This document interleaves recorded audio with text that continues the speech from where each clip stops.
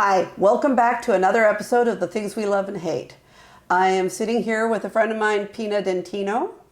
Pina and I run into each other most years at CSUN's Conference on Disability and Technology, and we're going to talk today about what Pina loves and hates. Pina, give us the too long did not read, who's Pina? Hi. So, yes, my name is Pina D'Intino, and I am a person with visual loss. I actually lost my sight about 25 years ago. And so I've been really working hard at making sure that we adopt and promote accessibility with large organizations, small organizations, federal and public services. So I'm an advocate, I'm a strategist, and I help, with training and promotion, as I said, of best practices, really trying to influence for us to have a more accessible life as we move forward. Trying to get those barriers, those obstacles that prevent us from having a normal life. As we all do in this industry. And Pina, you're my first Canadian participant. Well, hey. Probably not the last, but you're my first Canadian participant. So it'll be interesting to hear, if the Canadian influence makes any difference in this entire conversation. So tell us a little bit about your home. Like, are you in an apartment? Do you rent? Do you buy? Do you have family? Don't give us too much information, but enough to give people the environment. All right. Well, I actually live in a home that I own with my husband. Excellent. In a place called Prince Edward County, which is beautiful, really great vineyard area, lots of agriculture. We moved there about a year and a half ago. I have 3 grown children and I have 4 grandchildren. But I've also lived, after losing my sight, as a single mom, raising my children. So, and I think that's an important point, because when we talk about independent living, it's very different when you live with someone, vis-a-vis when you're not, and you are the prime responsible person in the house that has to raise your children. And, you've got to figure out how you're going to do that by, accessing things that you typically knew how to do and knew how to access without even thinking about as a sighted person. Yep. And now suddenly everything shifts on you. Like the floor is just pulled from under your feet. So was it a sudden vision loss for you? It was an overnight kind of situation. And so, it was a lot to learn in a very short time. Yeah, I mean, we're still learning today. I'm sure 25 years later, you're like still finding like, oh my God, that wasn't as hard as it used to be. Or you mean I didn't know about this before? It's really funny because ironically, when I lost my sight, even being in the hospital right after the surgery and someone came to visit me, and I said to them, I said, I no problem. I get this. I'm in technology. I was working in technology. And, I have a younger brother who had also lost his sight. So I've been around people with vision loss, right? So I thought, I get this. I'm not nowhere. This is no issue for me, right? Well, was I in for a shock? And I have to tell you, I mean, I've been in technology my whole life. I've been blind my whole life, and there's still shocking incidences. It's like, what the? I know. So, if you had to think of one thing in your home that causes you the most misery and the most agony, using it, or your husband has to deal with it, or when you had just your kids and you. What was like the one hardest thing that you had to deal with on a daily basis? Well, it depends who you ask.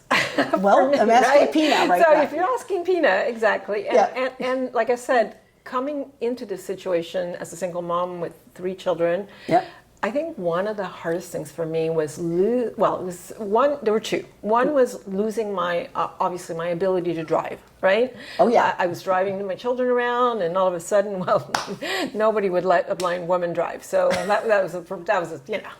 Damn them. I know.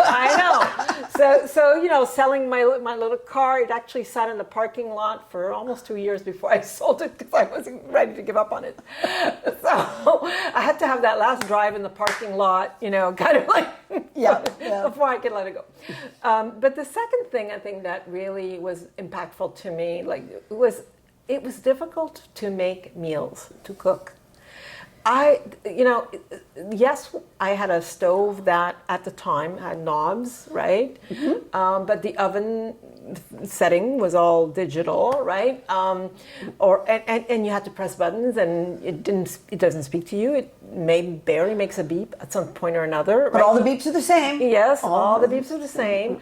And so you don't know what the temperature is, you don't know what you're cooking, you don't know, and then you have the flat stoves. Oh, yeah. Like the flat tops. I hate those things. Right? So you don't know whether your pot is on the where is it, or whatever, right? So that was horrible. That to me, that was really, really difficult. And so, and of course, it was stylish. it was very stylish. And you couldn't be stylish. Everybody wanted it. You had your kitchen, redone, and everybody wanted to sell you these wonderful, flat stove tops. And so easy to clean, blah blah blah. Yeah, that's great if you can see. Yeah. So then we actually moved to a gas stove. And one of the reasons we did that was because at least I knew I could put the pot where it's meant to be, right? Because those gas burners, they're a very good shape to center things. Yeah, but as you can imagine, Yeah. it too brings its own challenges. I was teaching a student once on my gas stove, and she had very bad positional skills. Yes. Literally one of my lessons with her once was a 45-minute pouring from one bowl to another because she couldn't figure out how to pour. So we were on the gas stove one day, and she literally, instead of pouring the oil into the pan, poured it right into the open flame. Oh, no. And it was... I got it under control. I've got the safety mechanisms all there, but it's like, okay, we're going to go back to simple pouring skills. Simple pouring skills, taking your time. But again, it's a flame. It's a live flame. You got to be careful. Sleeves, right? Yep. Cloth. Not every pot. You can't just use any pot on a flame either, right? Exactly. All right. So I thought, okay, Holly, but it took me time. I got used to the stove. I can't use the oven, right? Because the oven is electrical and it's digital again. And I was like, oh my gosh. Now we moved to, the era where I'm into my new home. We have, again, another one of these different stove, which flat, oven with digital, right? This time the stove doesn't even have knobs, right? So it's like one of those things where it's all like, right?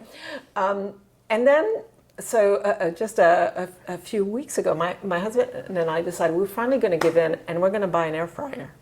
Nice. And we thought, like what everybody's talking about, how easy it is to use an air fryer, and you can do more than one thing at a time. It's only the two of us, kind of thing. Let's just buy an air fryer. So he went and searched for an air fryer. And there's hundreds of them. There's hundreds of them. And there's like ones that even in the same company, like the same company makes 10 different models. Well, yeah, and this was interesting because the one we bought. When there were two models, exactly to your point, we looked at the first one and we said, well, this looks right. It's got the right color. It's got, what I was saying. And here's the thing. It's advertised as accessible. It's advertised, and it's got these great testimonials about people with visual disabilities, saying, yeah, I can use it, I can cook, I can do. So I thought, my God, somebody advertises to us. I know. That's astounding. And I thought that was great, right? Yeah. So the first delivery comes in, and it's the wrong one because it doesn't got nothing. Return it, get the second one in. And we're unpacking, and I'm so excited. Like I'm thinking, this is so good. This is gonna be it. This is gonna be it. Right? This is good. So the way that it's accessible through the use of an app. So on this channel, we call that usable. So and I agree too. Like it's usable by downloading an app, right? And it's got preset recipes or whatnot, and you can make it work. If you can, through your Google or Alexa, good luck. It's not easy to do, but if you can make it work, wonderful, right? But to your point, right, it's usable as long as I'm sort of disciplined within those preset recipes, right? Yep. If I want to go outside of those recipes, I can't do it, right? You know, and it's the same whether you're looking at a stove, whether you're looking at a coffee maker, an espresso coffee maker. We bought an espresso coffee maker. I should have told you should have got in touch with me because I have a good one that I recommend. There you go, right? So I should have talked to you. And then washer and dryers. Oh, yeah. So lots of and just even vacuums. Have you tried? So they advertise all these wonderful vacuums that are supposed to help be helpful for us because we're aging I have a robot vacuum recommendation too. Yeah, which is great. But the reality is that, right? They're supposed to be making these things easy to use, easy, practical, right? What happened to accessible? Right? Yeah, it's getting really so bad. hard. And the expectation is that you're walking around all the time. You have to have your phone with you. It's glued to you, right? Yeah, it has to be glued, or you have to work through your Alexa or whatever. I don't want to wake up the whole house because I'm putting a load of laundry in. I just want to go to my machine and know what I need to do and like I used to and a way to do. So is it getting better? It's getting better from a usability perspective. I think people are starting to think about it, right?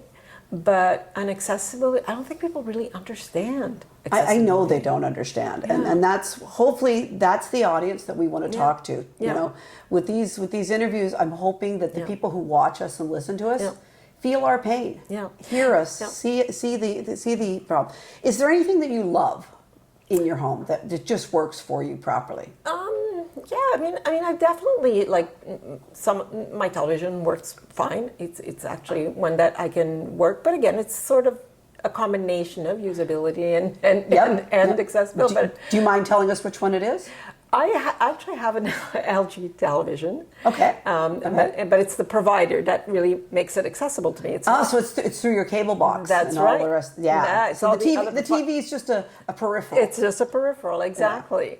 So I mean, those kinds of things. I mean, the coffee maker I mentioned earlier also not too bad because again, it's got some good tactile distinctions, right? So it's easy to use, right? You get used to things and you adjust, and sometimes you don't even think about it anymore, like what's not accessible or not, because you have no choice. You have to sort of adjust, right? We do it. We do it every day, and we just we forget that was a pain point because we've got our workaround. But until that workaround breaks. Yeah, and I think though. My message, like you mentioned before, we want our, people who are listening to these podcasts to know what our experiences are. But I think the other message that I would love people to hear is when you're purchasing products, question, ask for accessibility. Don't assume that they get it. Check it out. Ask.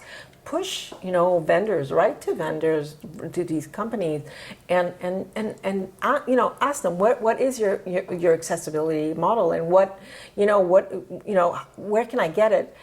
It shouldn't be difficult to find, and it shouldn't be more expensive than any other choice. Exactly, because that's the other option too, right? Yeah, there are some things that are more accessible, but it costs you like crazy. So right? I just bought a dishwasher recently, and I got tricked because they said, "Oh, this is the ADA model." And I said, "Why is it the ADA model?" Right. And they said, "Oh, it's because when it has buttons and people can feel the buttons." Right. It does have buttons; you can feel the buttons. But what made it the ADA model is it was smaller, so that it could fit under an ADA height counter properly, how lovely. and have better reach to get into the back of it. Yes, and that pissed me off when I got it home because, I've been using the same dishes for 20 years and now they don't fit in the dishwasher because the racks are too low. Oh, goodness. Yeah. It's crazy. It's just, I think a lot of people don't understand accessibility. They see it as a compliance, a checklist. Does it measure this much? Does it whatever, right? And we there was a time when I used to work in banks way back then. We really focused on the customer service, the user centrics, that user experience, right? You mean accessibility is people? Okay. Really? No, Not robots, but yes. Yeah, it's real It's people. real people. It's real people and what real people need. And yeah. everything that works for us Works for everyone else. works for everyone else. Yeah. And so that motto that we have, where everybody's going to experience a disability sometime in their life, I mean, there's nothing more truth than that, really, because whether it's permanent, like in my case, it happened suddenly and it's permanent, right? But it can be situational, it could be temporary, it could be environmental. Disabilities happen for everybody in so many different ways, and when we make things accessible, environments accessible, it benefits everyone, and we know this. We all know this, right? We do. So we do. What's stopping us? What do you think is stopping us? I don't know. I don't know what's stopping us. I'm hoping that these conversations I'm having with people will make it to at least one person that will make a difference in the future, and that's really important. Yeah. So I always end by asking you, if you had a group of designers or developers or engineers in front of you, what would be the one thing you tell them? I mean, you've already given them a lot, but what's like the most important thing you want to tell these people? Normally I would say something like, and this is from experience, right? Normally you would say, make sure you include accessibility in whatever you do, whatever you decide, at the front end of whatever you do, right? Yeah, so where that's what we always tell people. Right? We say that, but I would say, first thing you want to do, go out there and talk to the community. Understand their needs, experiences, observe, watch how they use products. Ask them how they're going to use whatever it is that you're trying to create. Get that information up front. It's the only way that it's going to really make a difference. Include them in the design. Don't just think of accessibility as make sure that, like I said before, we meet digital standards or build standards, design in this way, but just ask people or observe. We've lost the talent to observe people. I remember in high school, in a college, university, that was one of the way you developed critical thinking. You observed, right? You watched and observed people to see how you could improve a service. Where were the barriers, right? We don't do that well, and I think we need to do a better job of that. So we have more understanding and more empathy towards people in general, and design better products and services. And I would add one step further, throughout the whole process, why not hire people with disabilities to be on your teams? Absolutely. Yeah. Perspective, intersectionality, right?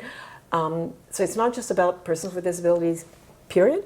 It's about people. People with disabilities also in every different demographics, whether it's a woman, whether it's a youth, whether it's Black or Indigenous, whatnot. A person who cooks, a person who doesn't cook.